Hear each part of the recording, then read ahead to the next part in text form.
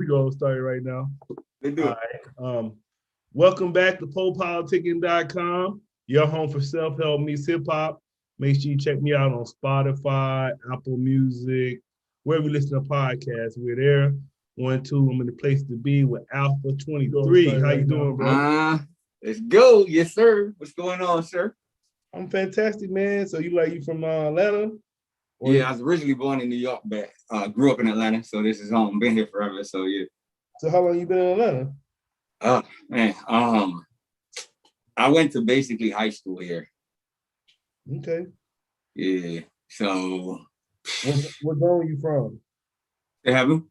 What zone you from? Like I know they got I've literally been on every part of the campus. So I touched down in College Park, South Side. I'm gonna slowly bring this mask down. I started off College Park, went to North Clayton Junior High. Then I left there, went to I guess I would say Marietta is where I ended up next. And then left there, went to Georgia State and ended up staying in the city for a minute. Left there, went and stayed on the east side for a second. Actually, no, before the east side, I went to the north side. So I was kind of like Pleasantdale up in that region. Left there, then I went to Decatur, had a house out there. Left Decatur and then moved out to the kind of Marietta, Smyrna area. So when I say, and it's kind of like equal time in each area. So I can't really say, but I'm gonna tell you, if I had to pick one area of the city I love the most, I'd definitely say the South Side. So who influenced you most far as just the Atlanta sound? It influenced me as much as Atlanta what? Like what, like far as like say the Atlanta sound? Atlanta artists, yeah. Who man, bro, that's a good question. Okay, so my Atlanta all-star list got Outkast on it, Gucci definitely. I got a song right now that remind me of the old school Gucci, the pills back then. It's that track the dude gave me, and I just was like, oh yeah. And the funny thing is, I had actually written the bars to the song before I got the beat, and I was looking for the beat. It's rare that I actually go looking for a beat. A lot of times I get the beat and write to that, but this time I wrote with the beat in mind and found the beat. But Gucci's heavily influenced my music just because I think the realness of his content, right? And it's not that I write what he writes or how he writes, but what I try to capture is just the fact that he don't care. Like he puts his all in the music. And so Gucci's definitely one of those guys that been there. Jeezy was really the voice of the streets for a hot minute, right? And if you came up in that era when Jeezy was running the show, which for me, that was like, for real, like that era, then definitely he's somebody that was very influential. And again, like Gucci, it's not necessarily his sound or his lyrics but it was more so what he represented, you know what I mean? And in a lot of ways, those dudes kind of, I wouldn't say they glorified the streets, but they talked about it in such a way as to where people like me could see eye to eye with what they were saying. Yeah, I don't know how old you are, but I'm gonna take you back to, I just started listening to them, and they the ones that influenced those people. But I just started listening to Kilo. Now I'll say this. I actually know somebody who knows Kilo, but as far as his music, I wasn't into it. You remember all that So Def bass all-star shit? I'm talking about, I was at the very, like, that was when I first started rocking with the sound, you know what I mean? Like Southern hip hop. So I know of those guys, and to say that it was something I listened to personally, nah, that was kind of before my listening time. It was more so like, that way back. Yeah, but I've heard their music. Yeah, but I'm saying go back and listen to it now, man. You're gonna be surprised. That shit kind of. I would say one song, because they play it. I mean, you hear the songs on like the radio. I don't listen to the radio as much, and I think that's what disconnected me from some of that stuff. I'll say this. Kilo had one song that was hot. It was really big, and they still play it to this day. Was it Cocaine? Probably, yeah. Yeah. Now that song, that's one song he had that I know that really lasted through time. For me personally, when I listened to a lot of the music before, say Outkast, it was heavy bass music. Like when I hear it now, it just kind of sounds dated. Yeah. Well, I would say so. So how did you get involved with hip hop, man? Give us your earliest memories of hip hop. The earliest memory I have of hip hop was actually hearing the record, The Show, I think it was. And it was a older family member, like uncle. Yeah, exactly, man. And I just was like, just taken aback by the creativity, the beatboxing and all of that. And so that was my first memory. And then, you know, how time passes and all this and what have you. But really what influenced me to get into music was twofold. One, on the business side, and then on the other side, because I've always loved marketing and promotion. And so a lot of what I did was working with hip hop artists. But then on the other side, it was just the love of writing. And so I had this thing where even when I was in school, the people that I knew who were on were famous. And I actually had an opportunity to kind of work with a major label at the time, a couple of times actually, once through promotions and then another time directly. And so I had a window into the industry. And I think the biggest thing for me was I really didn't like how the game worked. And me being an entrepreneur, I felt like the business was not set up to support the artist. And so that's what made me stay doing the art of music, writing and things like that, but never really focus on me, myself as an artist. And so what I did was I started working with other artists and I did promotions and actually management and helped them further their career. You see what I'm saying? And then after a while of doing that, the industry started to shift. And a lot of artists that I was working with were more focused on record deals than they were focused on independence. I wouldn't say they weren't focused on independence, but I think a lot of artists were more so still focused on the record deal. And so that's what made me say, well, this is a good opportunity for me to just use the platforms that exist to release music, DistroKid, TuneCore, CD Baby, you name it, Empire, whatever, and put out music, you know, and it was just kind of a fluke occurrence where I ended up working with a producer who was working with major artists as well as his own artists. And we started just working together on, you know, on tracks. And it kind of all went from there.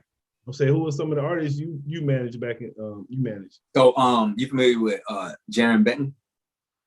Yeah, okay. Is that a girl? No, it's a dude. He's pretty popular in the underground scene in Atlanta and all over. He's touring. He's actually pretty big when you consider underground artists. But he has a dude he's run with for many years, doing him, Els Jenkins. That's one of the artists I work with. The dude I was talking about, well, I'm not gonna say his name because me and dude fell out, but he had some artists that he worked with, and he was producing for major artists. He did some work with Dave East. I was in the studio with him. He was working with the one chick from Love and Hip Hop, who's a manager. I can't remember her name right now. But she had a couple of artists that she was bringing through the studio. He was working with them, but like I said, me and dude fell out, so fuck that nigga. Yeah, I was gonna say, and then we was kind of talking about it earlier. I was telling you, yeah, you popped up on my Spotify list earlier. I couldn't find the song. You know, they make daily for you. Yeah, I got so much music out there right now. It's just crazy. Like I just dropped. I would have had more songs, but that same fuck nigga I was talking about did some bullshit, so I had to fall back from that for a minute while I work with my lawyer. But I put out a lot of music this year so far. Like I've been on a roll. Like I've been going ham and put out a couple of bangers here recently. That's doing some numbers. Yeah, so probably it might have been one of them. And I actually like you sound really good. Like sound like you should have always kind of been an artist instead of being a manager. You know, the funny thing is, you say something funny, right? Like, and this is real shit. Like, you know, I fuck with Ellis, that's my brother. Like, but we would go to shows, and I remember it was really we went to 2 Chainz, one of his release parties, and I think it was a pre-bay. And I'm up in there chilling. You know how the release parties are typically in the evening. It's really not like a super nighttime thing. So it shit started like at 6 o'clock. Yeah. And I was coming in there from really not even haven't had the chance to change. I still kind of had on like some work gear, but I remember a couple of people walked up to me and it was like, yo, so shit, you know, you write when you in the studio? I'm like, and I was with Els. I'm like, nah, I'm the manager. That's the artist right there. It's just kind of funny. I've always had that kind of, I don't know if I want to say demeanor, but a lot of people kind of do that, like approach me from the standpoint of being an artist. And I guess to a certain extent, I view everything through the lens of an artist. So. And then what does Alpha 23 mean? Alpha 23, so, you know what I'm saying? Like, it means a lot of different things, man. It's, first and foremost, it's less of a name than a title than it is just like a movement. But Alpha 23, first of all, is a 2-3 is very important to me for a lot of different reasons. One, of course, MJ and the greatness that represents. Like, I feel like from a creativity perspective, I've always liked the combination of alphanumerics. And so it felt right to have a name that included both. Alpha was really less of a reflection on the whole alpha male thing than just the beginning, because I like the Alpha and Omega in the Bible, beginning and the end. Mm-hmm. So Alpha means the beginning. And so the Alpha is the beginning. And then, of course, in sequence, you have 2 and 3. So it flows from that perspective, which also equals I'm not going to get into the numerology, but it's very powerful from that perspective. And then on the other side, it was for me Psalm 23, which is very powerful. That's right? the Lord's Prayer, right? The Lord, well, it's not the Lord's Prayer. It's not the Lord's Prayer, but I mean, you know what I'm saying? It's actually David when he was dealing with Saul. And so from the standpoint of that, it also represents that. So it means a lot of other things to me too, but yeah, so Alpha23 is very special. The funny thing is I had been writing, putting out music and had a record about to drop, and still didn't have my name together. What happened? I said I had music I was about to drop and still hadn't really figured out what my stage name was going to be. If you want to call it a stage name, and it's just like it seemed to come to me in a dream. Because I had gone when I was writing this shit. I told you that I was not really looking at it from the standpoint of an artist. I was just writing, going to the studio and doing music for the love of it. You feel me? Like I was like, I'm gonna put music out because I want to and because I can. I got the money to push my shit. But I wasn't really looking at it from the standpoint of trying to be on, you know what I mean? Like it was more like, fuck it. So how would you describe your sound? Dynamic as fuck. Like my shit is dynamic. There's nothing I can't do with them, like with lyrics and a pen, like writing. I was gonna say there's nothing I can do with a mic, but that sounds real weird. Pause. Like so, like OnlyFans, the maid, you gotta be careful what you say. But like now, I can really do a lot lyrically. And so when it comes to sound, I have to be careful to not allow my appreciation for different beats to drive my sound too much, right? Because you can listen to a New York beat that's heavy, heavy New York. Even think like those boys from Buffalo, Conway and them. And that's a certain very, very old school New York sound. I can write to that. But then you can hand me some shit that Lil Baby will rap over, which is more melodic, more southern, more chill. I can write to that too. And what you might end up with is two distinctly different sounds of artists. And another artist that kind of has done that a lot is people kind of had knocked Tory Lanez a bit for that because he's so dynamic and his ability to sing, right? And so for me, I had to really start to hone it down. So the best way to describe my sound is if you listen to certain songs that are out now. All of my music has the same kind of threads through it. Ad-lib certain things I say, but I would say that when you start to listen to songs that I've been putting out most recently, those are ones that I'm kind of starting to drift towards from a sound perspective, which is a heavy combination of rapping and singing. How would you describe yourself as a person? Focus, man. Listen, real talk, like if I'm being honest, I'm an amazing guy. I'm a superhero. Like for real. I'm something special. Why you say you're a superhero? Oh, I am. I got superpowers. That's different. I got superpowers, legit superpowers. What's your superpowers? I can see the future. That's one. I'm extremely. I have a super high IQ. Like for real, I measured my IQ recently. I have 139 IQ, which is not super high. That's 1 point below genius. But I can see patterns. Like I can see patterns, legit see patterns in ways that other people can't. It's crazy. Like you can't get over on me because I just see patterns and shit. Like it's weird. Like somebody fucked around and told me how people lie and like how you can read people's expressions. Like if they look to the left, look to the right, shit like that.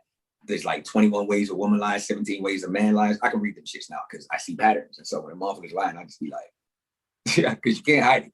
You feel me? I'm like a human lie detector. So I'm like, it's illmatic. Like I got superpowers, bro. I would say, I had 2 superheroes on my show, so you the third. That's fucking crazy. We need to form a team and go out and fuck up some shit. Like, I'll be the one to put together the plan. It was a dude named his name Danger Man. Then the other dude was named like he like Batman, but his name is with an 8. But he's from New York. You might, I don't know if you where you I might know. You're in Atlanta. So PK, I'm working with this artist. I got this artist a commission. No bullshit. Like I told you, I got money, man. I got this dude commissioned to make this fucking art piece for me, bro. It's gonna be my alter ego is Ronan Kenshi. And so that motherfucker is gonna be the superhero, like for real. That's gonna be the embodiment of my superhero persona is Ronan Kenshi. But Ronin, so Ronin means master of the samurai, and then Kenshi means swordsman. So it's gonna be my alter ego, is Ronan Kenshi. I love like Japanese animation. That's one of my favorite like pastimes. Akira, you know what I'm saying? Shit like that. But back to my superpowers, yeah, I can see the future though. That's the one that's most exciting because when I tell people I can see the future, they don't believe me. They're like, yeah, okay, whatever. And then shit happens that I'll be like, yo, boom, boom, boom. Like, I'll give you an example. I was talking about peoples the other day, and I say the other day, but let's just say 2 months ago, I was talking about peoples. There's no bullshit. This is no gap. And I'm a big investor in the stock market. I said, you know what? You should start buying Bitcoin. You know what Bitcoin was at when I said that shit? 15 bands. And the only mistake I made is that I did not follow my own stock advice because I'm heavily invested already. And I did not want to move money out of my current investments because I'm also investing in this music shit. So allocating funds is like, yeah, I mean, very important to an investor like me. I can't just move money just because you got taxes and shit like that. So when I'm talking to my people, she got money. And I was like, yo, put this money in Bitcoin. Shorty looked at me stupid. And now that shit's, what's it? It hit 61 this weekend. That's so a 4X would have hit 400% on that investment, even if she put some shit through Square. You know what I'm saying? Superpowers, bro. Like literally within days of me saying that shit started going parabolic. Like, yeah. Yeah, I was gonna ask you that. Does I'm being able to. I mean, but even everybody. I mean, shit. Especially like us. You should be able to like. It's easy to kind of like spot patterns. I know with me, I can do that shit too, and it helps me with stocks. Like you just kind of get a but everybody can't do that. Like you say that shit should be fucking easy. That shit ain't easy at all. If that shit was easy, everybody made money. Like, you know what I mean? Because I made a lot of money through the stock market. Because, like, I'll give you another example. PayPal. PayPal was at $40 for the longest. I started buying that shit at 40. So this is when I did make money. I started buying that shit at 40, and make no mistake about it. Like, I rode the fuck out that shit. It's a 200 something now. I cashed out. You know what I'm saying? Before it hit where it's at now. And I kind of wish I stuck around, but yeah, I'm saying like got out at a very nice profit and just took that money and put it in something else. But right now it's kind of tripping, but it will turn up. So yeah, I'm saying like, yeah, that shit ain't easy. Everybody can't do that, man. You know how many people lose money on the market? Yeah. Nah, I be like, yeah, I'm in there investing too. I be doing the same thing. I be trying to tell my boys too about shit. Like I knew about that Bitcoin shit. They said it's supposed to go up to 100. That's how I got out. That's how I got out of doing like selling weed shit. Yeah, I mean, like drugs, no cap. Like because you look at my thing was always trying to double my money. That's all my thing is. Like double up, double up, double up, double up, double up. And then you know what I'm saying? Like my homeboy, it was actually a job I went to go work out because I did the corporate thug thing. You know what I'm saying? You going to work 9 to 5, and then you leave there. You end up, you know what I'm saying, out at the clubs, partying, promoting, doing whatever. In my case, managing artists and shit like that. And it was a dude at my job, an Indian dude named Sandeep. Shout outs to Sandeep. That's my guy. He like, no cap. This is the dude who put me on the stocks. He was running the game doing that shit. Like he had bought 2 houses off that shit. I was like, what the fuck? And he was younger than me. I'm like, how the fuck? But he was like, he know DJ Envy. They went to Hampton. Yeah, I think he went to like Hampton when Envy was leaving or something like that. But he he was just like, dude, get in the market. Like, stop playing. Boom. Rest is history. What's up? So what you working on right now as far as the music? What's your current projects? Man, shit. I always keep like a whole bunch of songs in archive plus shit I'm working on. So I just finished a pack called Packlandia. And it's funny you asked that question because this will be the one, like I don't release albums. I release EPs and singles. The biggest project I released had 8 songs on it. Other than that, I released a 5-song project and a couple of 3-song projects. Packlandia is a 3-song project right now. I might put a 4th one there. But I'm super excited about that bitch. Like, it's kind of funny that Drake just dropped a 3-song project, and I don't mind riding that wave because it's just a nice number of songs. I feel like that's just, you know what I'm saying? Like that's a good maxi single from back in the day. If you feel me on that level, like, I mean, I missed the maxi single. I ain't gonna lie. Like I was a buyer of maxi singles on CD. You gotta put I thought the maxi single had the instrumental on there too. I used to rap the fucking instrumental, bro. Like that was the best part of the maxi single. Man, stop playing. So, and you know the funny thing is, I actually thought about doing that. Is releasing a little shit with the whole 3. So I got a joint A23 that's coming out. A23. So here's the deal. I just did a music video for A23 with my team, my soldiers, my lieutenants. So that's gonna drop probably in the next 30 days. I'll probably have that loaded up and ready to go in the next 30 days. And probably behind that, I'm gonna drop Packlandia. Packlandia is gonna be special, man. Like that might be the one for the year. Because the first one I dropped last year, it started the year with the 2020 Vision Pack. That really was a good project for the year. And with very little promotion, it did some decent numbers. You know what I'm saying? Like, very proud of the performance of that one. So to see if I can do the same kind of thing in the way I drop it, but see if the numbers can go up a lot higher, knowing it will, because I have a lot bigger fan base now. I'm really excited for the project. And it's a real reflection of where I am as an artist too. It's got some heat on it, for real, for real. Who doing your artwork right now? I like your artwork. Me. You doing all of it? 100%. Okay. So what's up? I do all my, so like all my Instagram shit is me. Everything you see on Instagram, that's me. Except, I mean, the editing and the look of it, that's all me. And then, but I do work with one videographer, and that's shout out to my guy, Isaiah, LEDOOX2 on Instagram. If you're looking to book somebody crazy, this dude, he got a crazy vision, and he like the type of dude where just me and him sit there and brainstorm. And so he did the video for Kama Sutra, he did the video for Patrick Ewing, he did the video for Lovesick, and he did the video for and was one more. Okay. He did a video for Okay. So those are 4 songs I did formal videos for. He did all 4 of those. We just finished A23. That's in edit right now, post-production right now. Say, isn't that Van Gogh in the back? Yeah. You see that?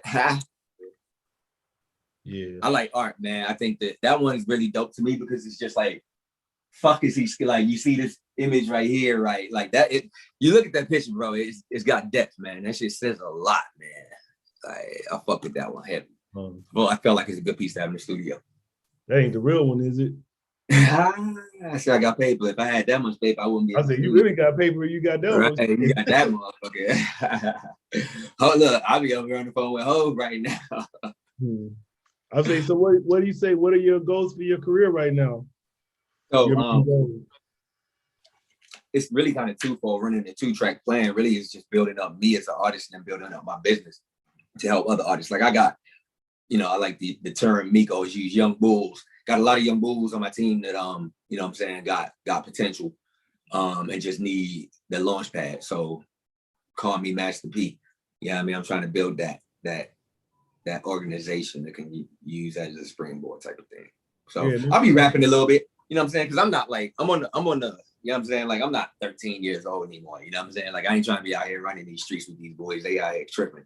Not that we weren't, but there's a lot of young bulls that, I'm gonna set the table, get it all good, get the food set, and then pass the buck pretty quickly. But yeah, I mean, I'm gonna remain independent, build the business that way. So I got some plans I'm working on with my lawyer. I got a crazy lawyer. Shout out to Stacey Epps. She's one of the heavyweights in the game. Yeah, make sure you send me the young people too, cause I be interviewing a lot of young cats too. Oh yeah. Our boy Irk, man, he crazy. He out of Philly, man. That boy is gonna be something special, man. He got a different sound, man. And when I say different, I don't mean like different where you use an auto tune to pitch your shit up to like screaming high levels, ear bleed levels of pitch, baby boy shit. I'm just talking about he got a different sound because he's got a different type of approach to music, but he's from Jamaica, so it makes sense that he would be able to incorporate some of that into his very, very Philly sounding music. Very, very special artist, I feel like. Who's your top 5? I'm glad you asked that question. This is easy. I've been thinking about this one, man. So you actually threw me an alley-oop. People would think we planned this one, but we didn't. It's easy. So I'm gonna give you real talk on this shit, and it's in no particular order. So Jay-Z, Nas, Nicki Minaj, of course, Drake, and then so here's where it gets controversial for me, and here's where I was struggling today. Rick Ross was my first instinctive pick, and I would say Rick is my dark horse favorite for number 5. Not that he's number 5, because as I said, there's no order. Depending upon the day of the week, it might be Nicki number 1, and it might be, you know what I'm saying? I might be listening to Rich Sex by Nicki, like, yo, she's the greatest. And then the next day I'm listening to fucking Hova, and he's the greatest. But those are the top 5. But here's the thing. It's kind of hard not to put Wayne in your top 5. Yeah, man. I was gonna ask you, I was gonna say, how bro, like, listen, hold up. So let me a minute. Give me a minute. Let me hold up. So here's the thing. I'm not bumping Hope, and I'm not bumping Nas, because Nas put out the greatest hip hop album of all time with Omatic. So fuck everybody. Nas stays up there. He's chiseled in. Hope stays up there because the fuck. I always tell people Hope is up there because he got Beyonce. And people are like, what the fuck does that mean? Well, you know how powerful you have to be to get Beyonce. You know how bossed up you have to be to get Faye. So with that said, Hope is the man. He's penciled in. I don't want to get into gender issues, but if Nicki was a dude, how do you not put her up in the top 5 with her accolades, bro? Fuck her gender. Her book of business is crazy. And tie that to her talent level. She sings, she rap. She's helped artists who were, you know what? She's as good of a stimulus plan as Drake. A lot of people would talk about Drake being a stimulus plan. Nicki's one hell of a stimulus plan too, right?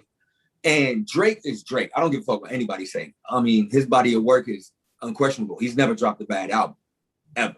Like, Hov has dropped a couple albums where I was like, okay, Nas dropped a couple albums with that Uchiwali shit where Hov called him out. Like, you know what I'm saying? Drake ain't never dropped below 8 on the Richter scale of good albums. You feel me? Like, and so for me, Drake is just that dude. And then Rick Ross, bro. Let's just talk about the area of this shit that's controversial. Rick versus Wayne. For me, Wayne had a period of time where he was on fire. What was that? And he was dropping a lot of music, right? Kind of like 50. The thing is that there is also a period of time where the quality of the music was not quite there. Like, Wayne really started going dumb around Dedication. That's when it was just like he was just on another level, both lyrically. Because before Dedication, no one was really shouting Wayne for his lyrics. Like my DJ, that's when he really started to kind of hit that curve. I thought he started doing good doing Squad Up. That's I mean, I'm not saying, right? So people, but see, that's my point, is that different people, you ask different questions about Wayne, you get this kind of like, no one questions his influence. And this is what I started thinking and why Wayne probably might have to bump Rick. Wayne was way more influential on hip hop, on music. You wouldn't have Thug without Wayne. And without Thug, you wouldn't have another bunch of artists. Like, so with that said, I would never listen. You're talking about two legends, bro. And for me, the difference is this. I can put on Rick Ross's catalog from song 1, hop in my car, drive to California and back. And I don't think I'm gonna skip a song. Rick Ross got that. He always remind me like of a hip hop Barry White, because he got man. His shit, he don't miss, man. That dude really don't miss, bro. Like, I'm gonna tell you, just put his shit on shuffle, and within 3. And then the thing about Rick that's crazy is some of the songs he put out that didn't go on albums. Some of his shit that he did, was it Spiff TV? He got some special music, bro. Like some special shit. Rick hit a whole new level of smooth, man. Yeah, like people talk about how him and Drake don't miss when they on songs together. Well, Drake don't miss with nobody, right? Like he go gold. The hair go gold when he on a collab, right? So that don't mean shit. But I will say, ain't too many people can be on a collab with Drake and Sean. Him and Future, Rick and Future, right? And so that's another thing. So for me, it's like, depending upon the day of the week, I might bump Wayne into the top 5 instead of Rick. But for the body of work over the time and all that, I got to give it to Rick Ross. And the other thing is, I think he's underrated. Rick Ross? Yeah, he's heavily underrated. Yeah. Oh shit, he don't, like I said, he don't miss with those beats. He's one of the best selector of tracks. Like I said, you talk about artists who know how to pick a beat. That's Rick Ross, man. That's why I said. That's why he got. Nas kind of got it right this time, but that's why. Yeah, you got Nas on your list. You might well put Rick Ross up there, because Rick Ross don't miss with no beats. Boy, his beats be sounding, and it's like all his beats sound big too. Like, they do sound big. He make everything sound epic, man. That's my thing. He make everything sound epic, dude. Like, Rick Ross is like, he lived Maybach music. Stop playing. Come on, man. He grew into his persona. Like, it's weird. Like, where's the line between? But I mean, you look at he got the biggest house in Georgia. The fuck out of here. That's what I'm saying. So how does it go now when, okay, we know what happened. We know he like Freeway Ricky Ross. We know about him. Right. We know Right. what he did before rap. So does Right. that matter, or you just listen to the music? His music dope. So music is music, man, and you got to be able to separate. Like I guess the best way to juxtapose that question is 50 Cent, right? Like somebody who did the street game, lived the street game. You know what I'm saying? Came up through the street game, and was more reflective of the person he represented through his music than maybe Rick Ross was.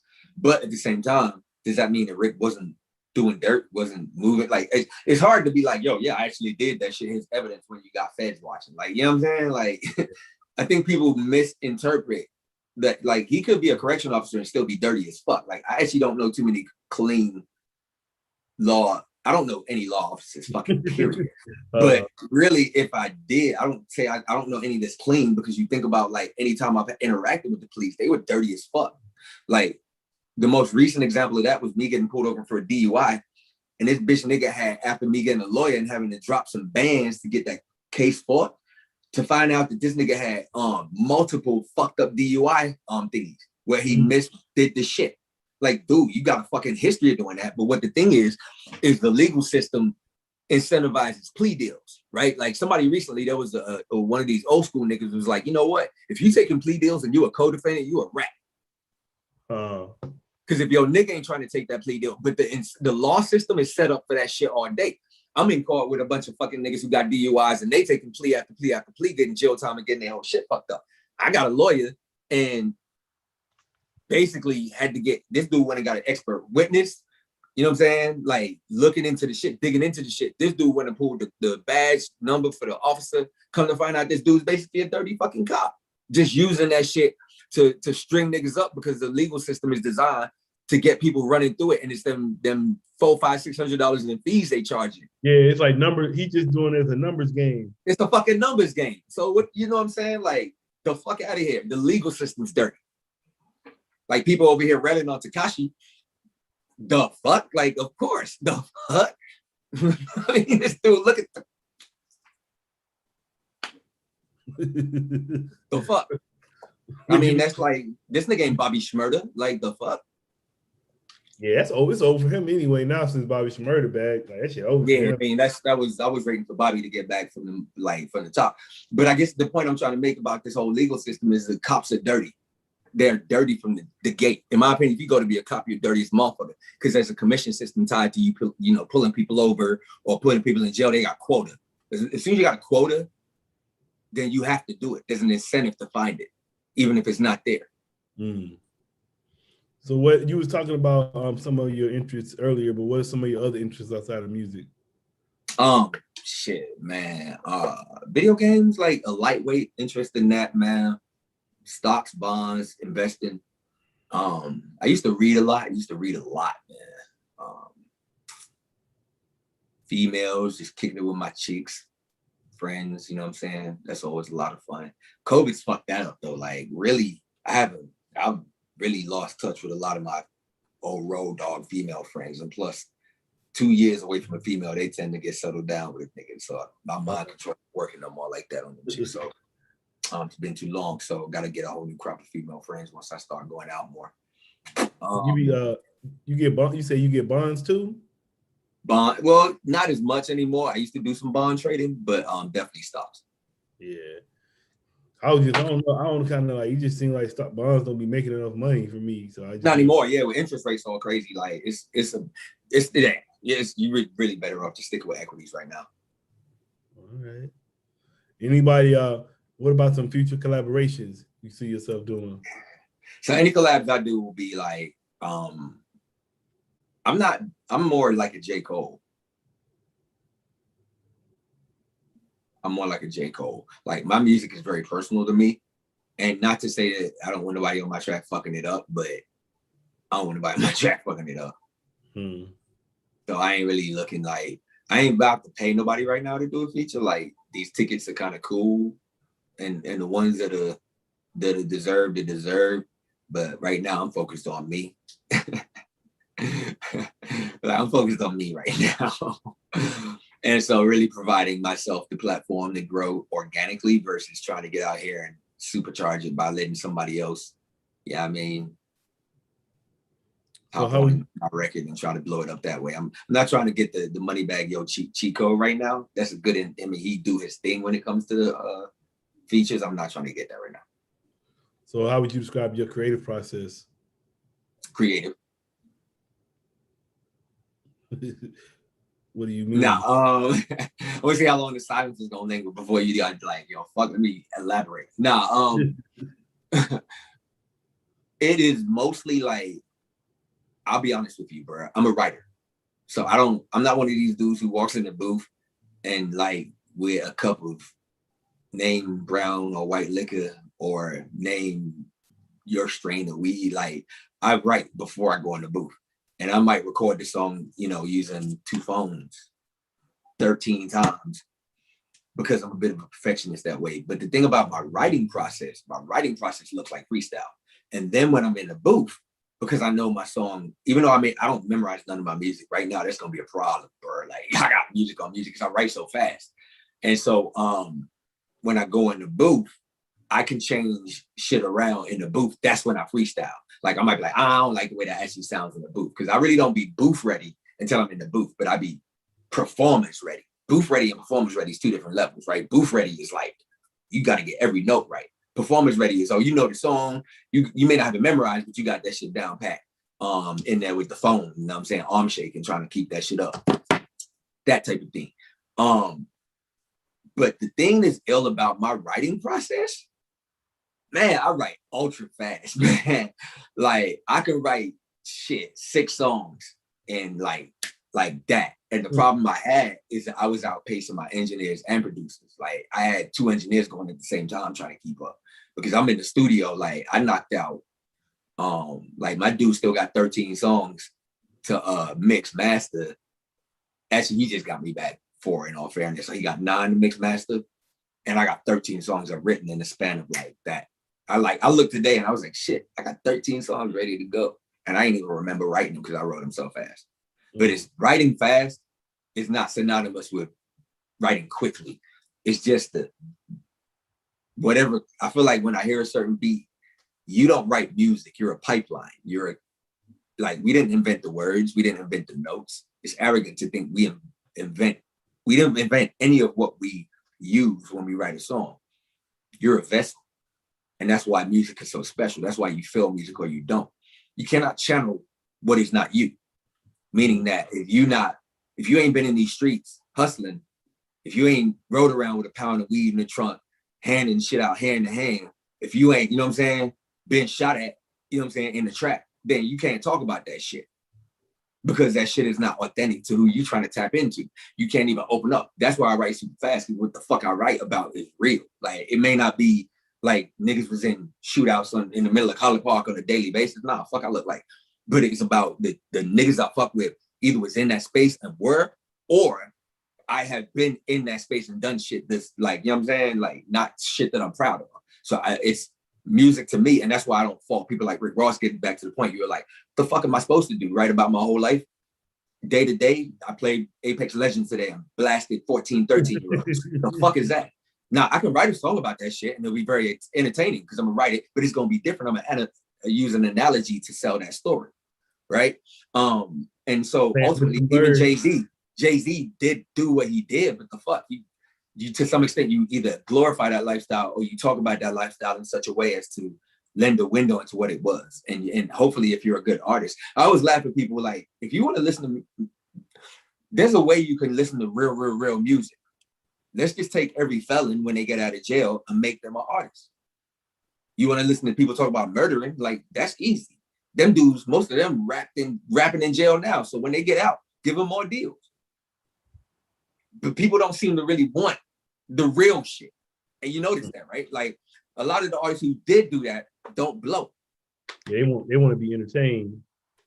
Because they're not necessarily the best artists. Right? Like, there's a degree of talent that comes with being real. Like, you know what I'm saying? Like, you got to be able to play that balance. And so I think that a lot of times people just kind of don't really better understand what it looks like. For me, I try to not over glorify anything that I write about, first of all. Like I use a lot of analogies, double entendres, man. My music is like crazy deep, but it's so surface level. If you miss it, you miss it.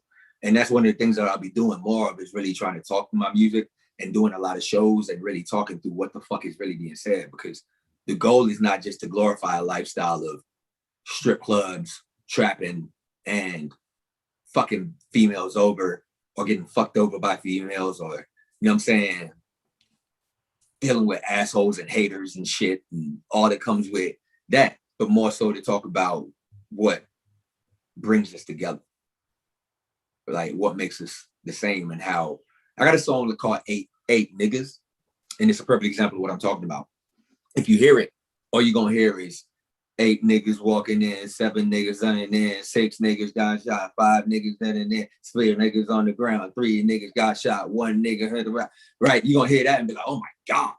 But if you actually listen to the song, it's literally describing just about every club. Like it's describing what happened in that Florida club when shots just ring out, right? And real shit, I don't have to talk about a real situation to take every situation that's encompassed in that scenario and try to distill it down into a song that really drives a message home. That a lot of times we watch the news and we only hear guys got shot up in the club, or guy walked in the club and shot it up, but don't understand what happened on the other side.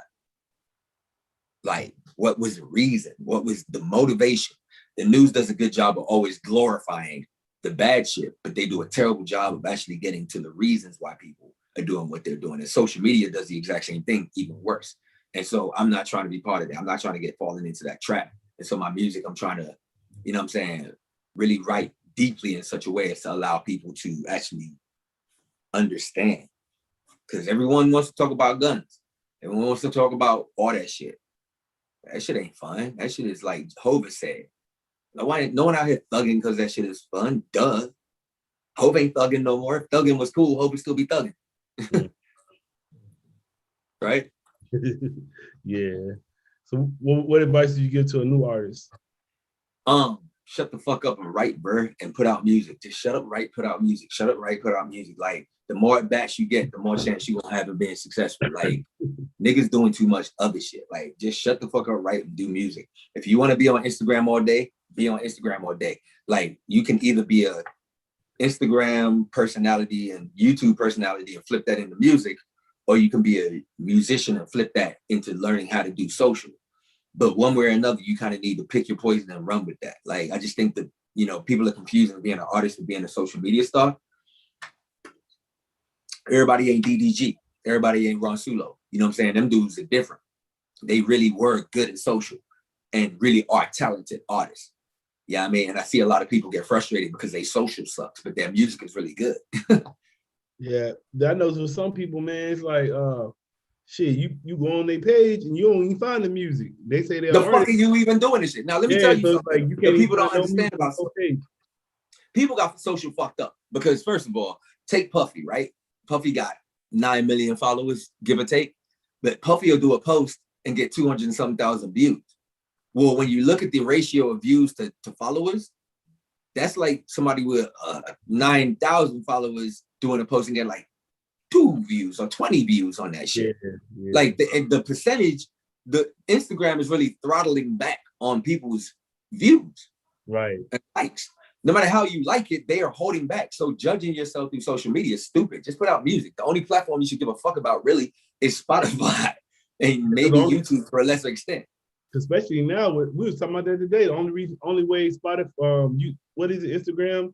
You gotta pay for promotion. Shit, that's the only way. That's the only way they're gonna let you be. And I've done Instagram promotion. And ultimately, here's the thing you have to understand about that is that the call to action is gonna send them back to Spotify. Instagram doesn't necessarily like Spotify. There's that. And I can tell you that there was a clear line of difference, in my opinion, in quality of posts where I didn't have a call to action that sent people to Spotify versus ones where I kept them on an Instagram platform, because Instagram wants to keep its traffic on site. Same thing Spotify says. Don't post in your bio anything that's sending you off our platform. YouTube too. They don't want you sending your traffic to the other big three, right? So Facebook doesn't want you dealing with Instagram, or excuse me, doesn't want you dealing with YouTube. YouTube doesn't want you dealing with Apple. Like it's real. Like, and so I guess I say that to say that a lot of artists are trying to use social to move their music, and it kind of seems counterintuitive. Yeah, I mean, so what do you say? Like, I still kind of think YouTube is the way to go. What do you say? Artists, like, they had to pick one platform to really be on. What platform would that be for you first? Well, you can promote on Spotify now, so I would say Spotify. Mm. Why? You know, because here's the thing. From a marketing and promotion perspective, to me, like the most important thing to me in life is marketing. Period. I don't give a fuck what it is. Like the greatest people in the world are good marketers. So for all that people say about Tekashi, he's an excellent marketer, right? For all people say about Cardi B, she's an excellent marketer, right? And so for people that are able to get eyeballs, then that is the talent and that is the skill set. And so for me, that is the skill set that people need to focus on. And just I define where it is you're trying to get your eyeballs. You look at Russ, I think it was SoundCloud. Yeah. Right. And I'm not sure if I'm answering your question fully. I apologize. I kind of meandered there, but SoundCloud, and then you got other artists who chose different platforms to make their move. But if you look at it, it's funny, SoundCloud, it is a music platform. And if you're a musician, it makes sense to, because again, what happens is anytime you move customers from one platform to another, even if they're playing fair and allowing you to transport 100% of your audience, you and I both know that you lose about 80% of your audience trying to everybody on the same thing. Yeah. Right. Well, there's logging in, not having passwords, hating the fact that you would just transport it off of Instagram and you want to keep scrolling on Instagram. Yeah. So to your point, if a person doesn't have their music on Instagram, then that's kind of dumb, because a person who is incentivized to go from Instagram to Spotify isn't even going to do that. But my thing is, you're not going to get 100% of the people on Instagram to go to Spotify. So why focus on Instagram if your goals are to have your music heard? Go to the platform of choice. And that runs counterintuitive to what a lot of these like so-called music gurus out here pitching with their bullshit, but they're not putting out music, so they don't know what the fuck they're talking about. I'm saying, why you say Spotify over the other ones though? I know you got Apple. Because Spotify just has, like you said today, what was the platform that I showed up in your playlist? Spotify. Say less. All right. Yeah, that's the one. Yeah, I'm just asking for the listeners too, but yeah, that's the one. I like Spotify personally myself. That's the one I use. So yeah, I try to use Apple. I like Apple a little bit because the reason I like Apple, because it shows you what your friends are listening to. So I don't think Spotify does that, but I like that one. But I didn't really like the title. I know Jay-Z sold it, but I didn't like that one like that. I didn't use that one. Title was the biggest thing with Title is that they just pay more for streams. The problem with Tidal is that they didn't have a back end. So like you have Apple for artists and Spotify for artists, and even like Pandora has it for artists. Actually, Amazon has it for artists. SoundCloud merged their for artists platform back into Pandora. They used to have a separate platform. But the beautiful thing about all these for artists platforms is that even Deezer, I think, has a back office bandstand or some shit. And these back office programs, that's where your analytics live. That's where all your data lives. And so it allows you as an artist, like I can tell you where my records are most popular down to the city. I can tell you like extreme details on, like, for me to be setting up shows, it's gonna be super easy, right? Because not only do I use it for the artist platforms, but I use many other different analytics platforms. I'm paying hundreds, if not thousands of dollars on an annual basis just for analytics. And I know it's over thousands because I got chart metrics, and that's $1,400 a year alone. So that information that you score from those different platforms is very powerful. And I would say that those platforms like Tidal that don't have that information don't really help you as an artist. You're shooting in the dark, and you just really then just are posting to Tidal because it's there. Although again, to Jay-Z's credit and to Tidal's credit, they're the most artist-friendly platform from a getting paid perspective. So if you do get your music on Tidal, and they did have playlists and different things, for sure, if you did get your shit spending heavy on Tidal, you're gonna make more money there than you're gonna make on Apple and Spotify combined.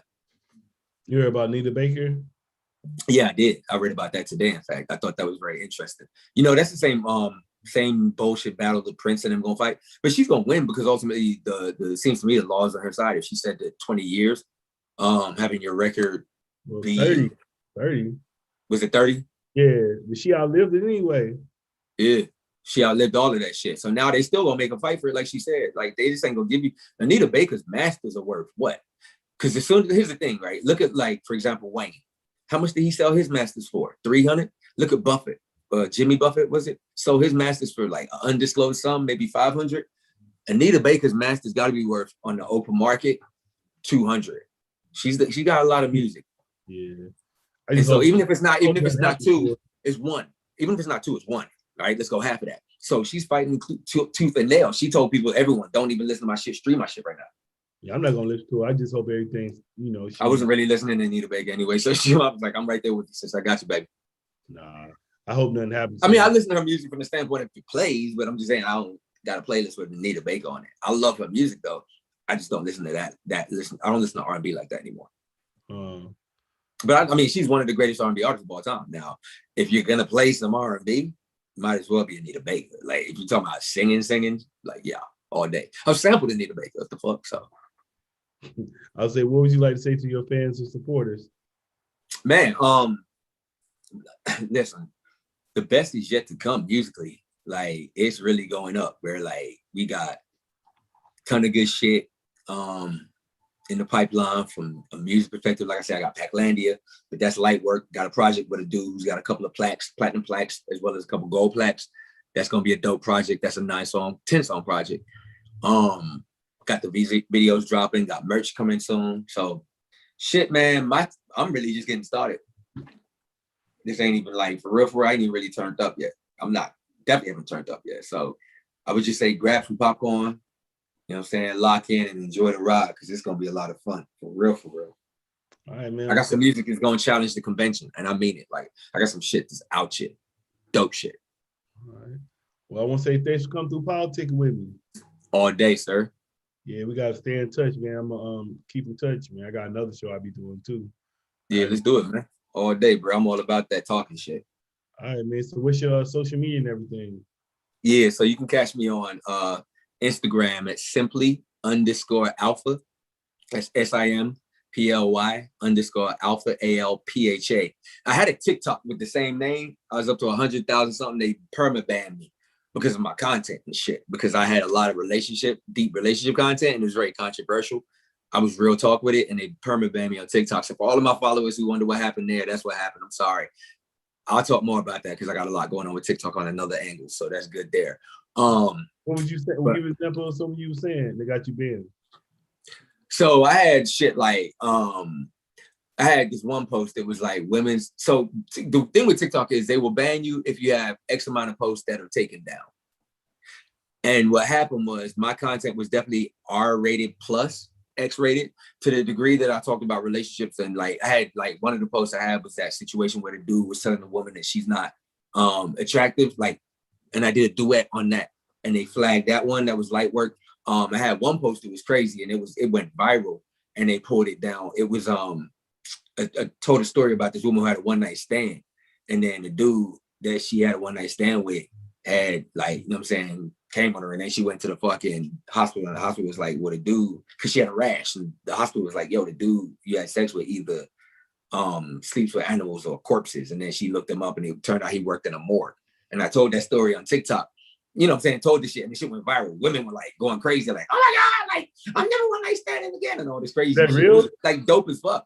She was going nuts. Is that even real? Fucking Twitter, like people were hitting me on Twitter, like people from back in the day were like, yo, why am I seeing your ass on motherfucking my feed on Twitter for this? And then fucking TikTok bitch asses take that shit down. Like I'm never gonna forgive them for that. They did that shit on a bunch of my posts though. So after that, I just started doubling it down and went double X-rated on my shit because I was like, fuck them. Like honestly, man, don't even get me started, bro, because I'm trying to keep them on my good side.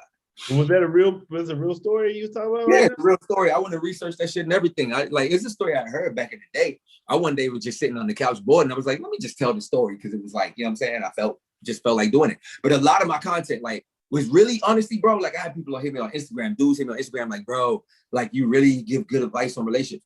Because my thing was this, my content, if to be real, the best way to describe my content was this about relationships. It basically held a microscope to women's bullshit. It wasn't to say women are bad, because I love women. Women are God's greatest creation. It was to say, no, y'all are not fucking perfect. Which is funny, because my girl right now is tripping and I'm about to dump this dummy because she's got that same perfect concept. Like, women seem to think they're perfect a lot. And I'm a man, and I happily accept my flaws. Happily. Like, I'm fucking flawed as shit. Like, let's be flawed together. We ain't got to be trying to be perfect together because that's just unreal. And I think that a lot of times, I think in today's society, and I get it, women have been really, really held down. Like, I get it. But I feel like there's a lot of energy towards really trying to make it seem like women can do no wrong now. And that's just fucking bullshit. And so for me, on my TikTok, I spoke about it. But here's my thing.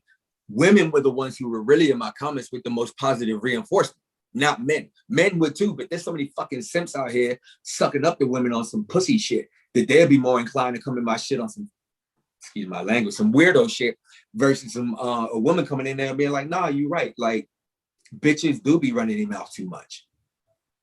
Like, or women do. Or like, here's my thing. Women really, here's my biggest thing. And this is probably what really got me banned. Women take advantage of men a lot. Like, and I get it because men are simps. And in 2020, I feel like women just hit a whole new stride. Like, they really, like, I really started seeing women like, whoa, women are really going hard. Like, in the paint. Like, you got, you know, and that's why everyone kind of went crazy with WAP. But I'm like, I get it, because women out here like, fuck you. And they're OnlyFans.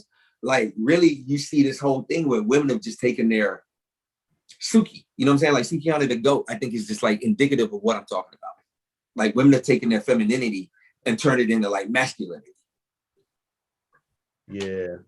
Like, really, like, and what that does is it challenges the hierarchy of relationships, because men ain't going, like, so now you got dudes out here that's like, you ain't coming around my clique.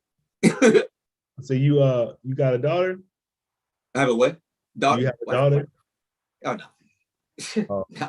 I got no kids. No, man. Don't, whoa. I ain't trying to have no kids yet, big fella. Yeah, I was saying, shit, how you think it's going? Because if I had kids right now, I'd be paying child support. That's just like, you feel me? Like, my shit ain't geared towards my life ain't even set up like that. Like, I told you I'm about to break up with my girl now just so I can have some more space, more time to fuck with this music shit. I gotta do my lyrics. I said it. But I said, I'll get married right after I buy the jet or some shit. All right, man. You got any shout outs? Yo, shout out to you. You know what I'm saying? Great interview. Shout out to the people. Shout out to the culture. Shout out to hip hop. You know what I'm saying? Like, you know what I'm saying? Shout out to independent artists, because I feel like it just takes a lot to be out here independent. You got to be part psychologist, part therapist. You got to be in the mirror talking to yourself crazy. You got to be in the mirror telling yourself you can do it. You got to be writing music, making your own decisions, marketing, uploading shit, doing reports, filling out documents that you never thought you'd be doing. Like, shout out to the indie artists, man, especially ones getting money. You know what I'm saying? Because there's a lot of indie artists out here getting money. Shout out to my team. I got a fuck ton of producers. I can't even begin to list them out, all of them. My bad. Yeah, my phone just did the battery thing.